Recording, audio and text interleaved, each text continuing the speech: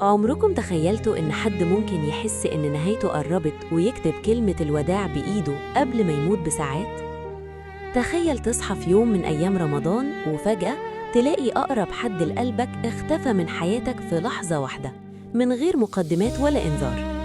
دي الصدمة اللي عاشتها زينة في سادس أيام رمضان.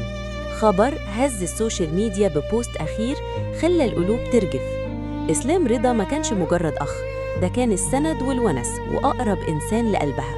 والمفاجأة مش بس في موته بسكتة قلبية فجأة، الصدمة الحقيقية كانت في رسالته الأخيرة اللي كتبها قبل الوفاة بساعات، وقال: أكثر من يخاف الفراق وأول من يقول وداعاً، أنا باي من غير سلام. ينهار، وكأنه كان شايف النهاية قربت وبيودع الدنيا وهو في كامل قوته. الجملة دي كانت زي السكينة الباردة في قلب كل اللي قراها، وزينة ما قدرتش تستحمل الفجعة وخرجت بكلمات تقطع القلب وقالت: توفى أخويا وابني وحبيبي وسندي اللي مليش غيره بعد ربنا. متخيلين إن إسلام كان دايماً جنبها في كل نجاحاتها، وحتى وقت تصوير مسلسل ورد وشوكولاتة كان أول داعم ليها؟ وفجأة كل ده انتهى. بس الانهيار الحقيقي حصل في مسجد حسن الشربطلي لحظة وصول الجثمان.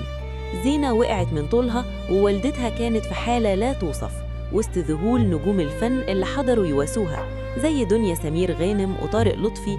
الموت بيجي فجأة من غير ميعاد، لكن عزائنا الوحيد إنه رحل في أيام الرحمة والمغفرة.